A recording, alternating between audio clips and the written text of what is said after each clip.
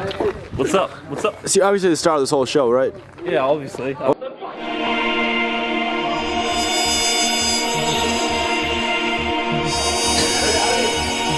exists in a world beyond your world.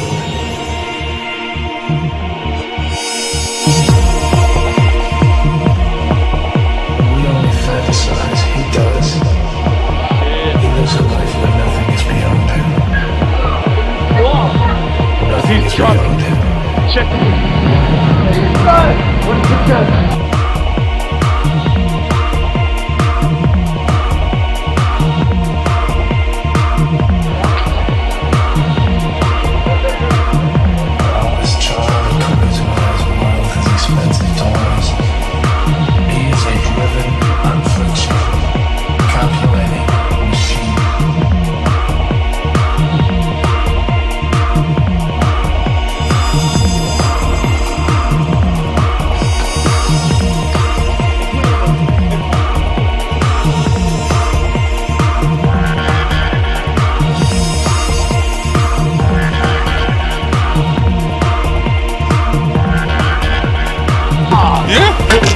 Do I can see my bicep in high definition? No. Come on inside. How's it look?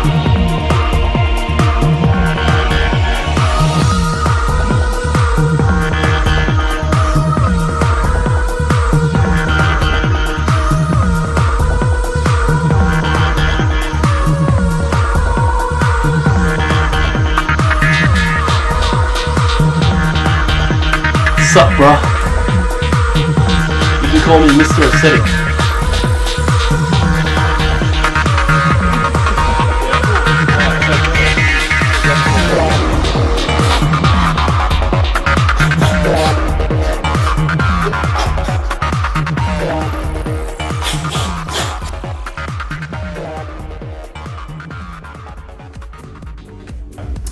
Here we go. Basically, how did I start with bodybuilding?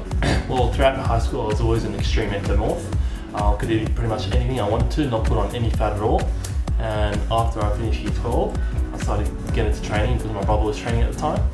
And basically, I learned pretty much everything I had to learn in the gym itself, rather than doing proper research that I should have done. I never went online, did anything like that for the first couple of months, and that probably hindered a lot of my progress that I could have made. Because I did start off doing simple isolations like bicep curls, shit like that. Then you got to be doing compound squatting, deadlifting. That's what's going to make your body. And I'm telling you right now, if you fuck around in the gym, if you fuck around doing a few bicep curls, if you isolate, you need to get the base first. So you need to fucking train as hard as you can and push yourself. You need to put yourself on a level where your body doesn't want to keep going, and when you reach that point, you keep going. And what you will see is basically your body will be put into overdrive, and that's how gains are made. It's not made by going to a gym and just fucking around with your mates, having a laugh, doing a few sets. You're not going to get a good body like that. You've got to push yourself past that brink. Your body doesn't want to change naturally. That's why you've got to force yourself. And don't forget that dieting is one of the most important things. If you're not dieting, you're not going to get the results you want. It's simple as that. So you could be training, having a fucking epic workout, whatever, but if you're not eating properly, you might as well not be training. Another question in regards to my diet. Well, I do have two different types of diets. There's basically a bulking diet and a cutting diet. Personally, I have an extremely fast metabolism, which means I can eat a lot of food and not convert that to fat, and that's just based on my ectomorph body type. This isn't the case with everyone. My whole life I had a fast metabolism, so that proved to be a positive factor in my training, but that's not the same for everyone. A lot of people find that they have a piece of chocolate or something like that, they'll notice it straight away, so that's quite unfortunate for them, but you got to do what best with pretty much what you're given. Basically, with bulky meal, you'll have carbs and meat every single meal. Try to get steak, chicken, pasta, everything like that, brown rice, fish. You want to get meat and protein every single meal. The best way to grow is to eat meat. That's what I found when I was eating fucking heaps of meat. Fucking put on the side, so definitely try to eat heaps of meat. And pretty much force yourself to eat until you can't have any more bites, because you want to push your body past that point. You're already breaking down the muscle fibers by training. Now what you've got to do is replenish the nutrients in your body and grow. So So basically you have to keep eating and eating and eating, and it takes time. It's not a quick fix, so just keep eating and you will see the results. Cutting diet's a lot different. Personally, I do a ketogenic diet. Basically means you completely cut out all carbs. Now, if you're cutting out all carbs, basically what that means is that your body in about 3 or 4 days time will reach a state known as ketosis, and what that does is it uses the body's fat as energy rather than stored carbohydrates, and that is definitely my favorite type of diet for losing fat. It's really, really hard to keep it up in the beginning, especially considering the fact that if you're used to eating heaps of carbs and you stop, your body craves it. So it's really, really a mind game trying to push through that pain. But let me tell you now, it's worth it if you do, and you keep that diet up. A couple of weeks, you'll start noticing yourself getting leaner and leaner, and your skin getting tighter. It's fucking really good diet. So pretty much all your meals will be, you can get a bit of carbs, but you got to keep it under 50 grams and make sure it comes all from green vegetables. Personally, I get it from broccoli and spinach, and I just leave it at that. So say a meal will be something like 8 eggs, something like that, and then a small portion of spinach. Another meal will be 200 grams of tuna with a bit of broccoli in it. Another meal will be boiled chicken with a bit of spinach. You can have sardines, you can have grilled fish, cottage cheese, pretty much anything like that. And it is pretty annoying, you get sick of it, but it does work, and I definitely recommend it. Yeah, so that's pretty much all I'm going to talk about for now.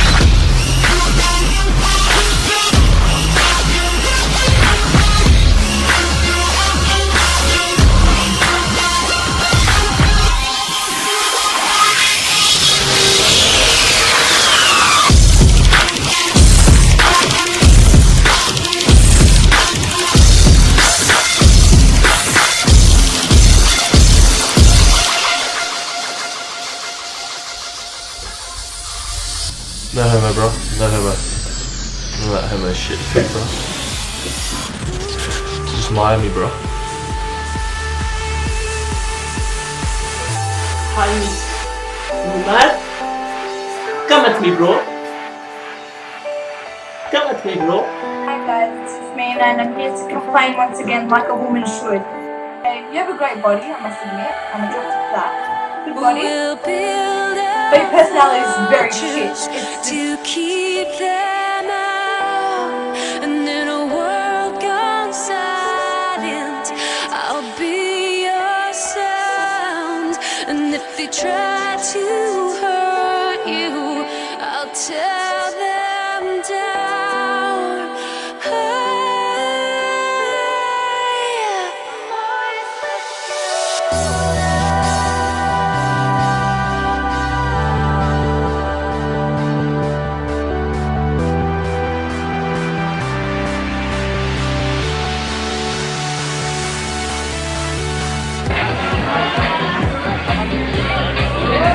You married?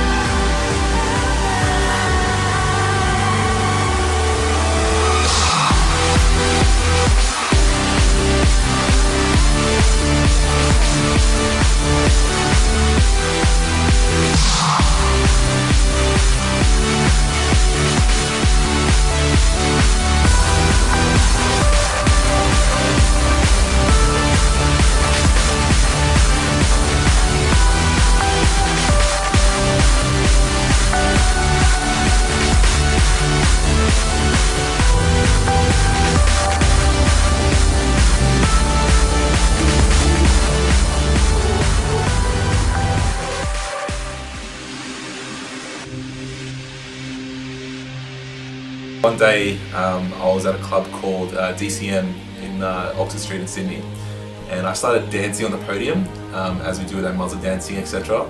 And he just stared at me for like 30 seconds, came up to me, and out of nowhere he just said, "Fuck." He goes, "That's crazy, I want to learn that." So then we actually connected on a really personal, different level, and very quickly we became very, very close. Not just like friends, but he actually felt like a long lost brother that I had.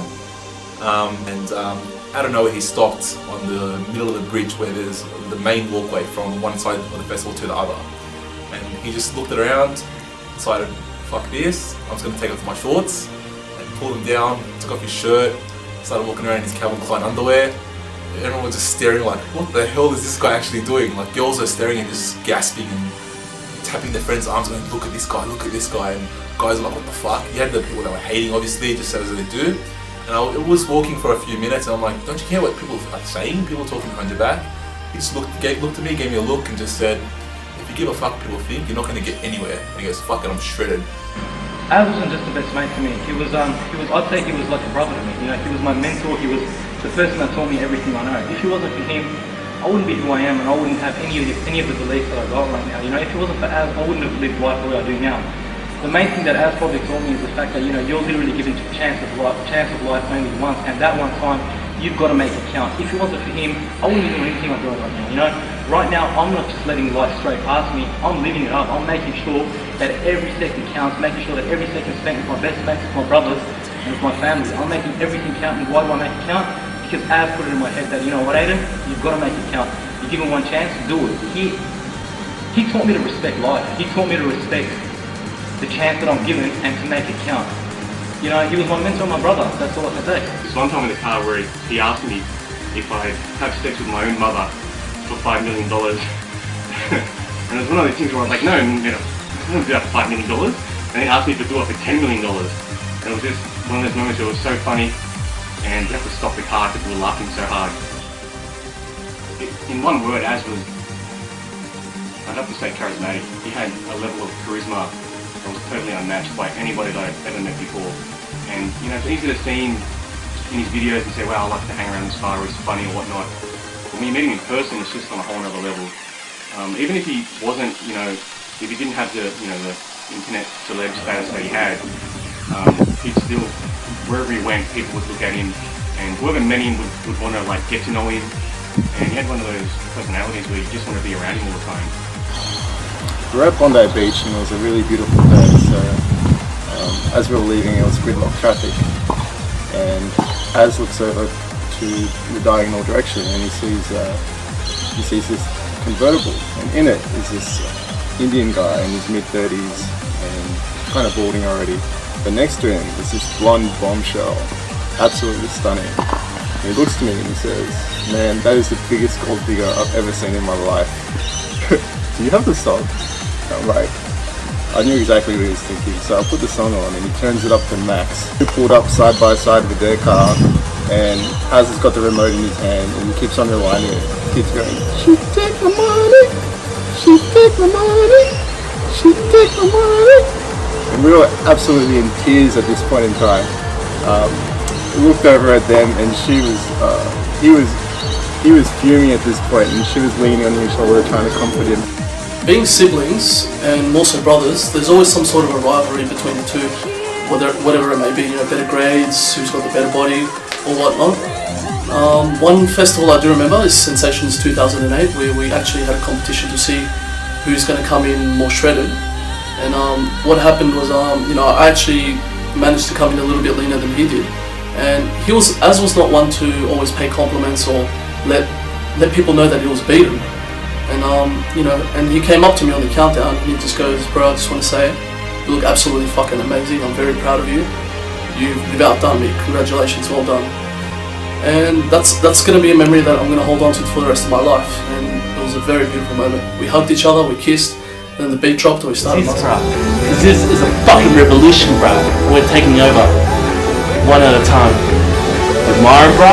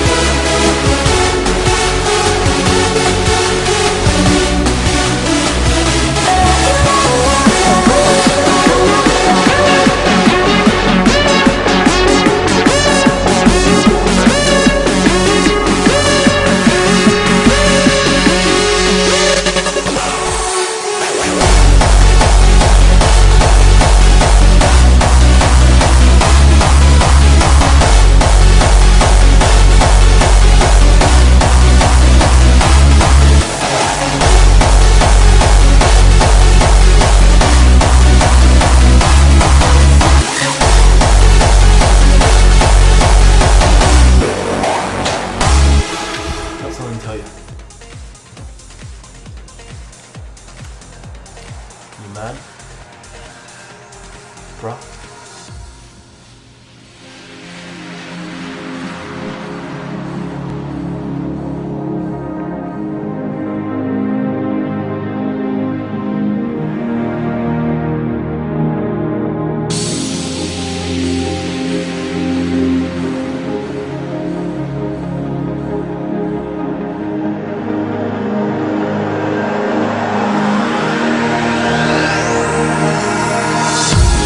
When it's time to say goodbye, you know that I'll wait for you.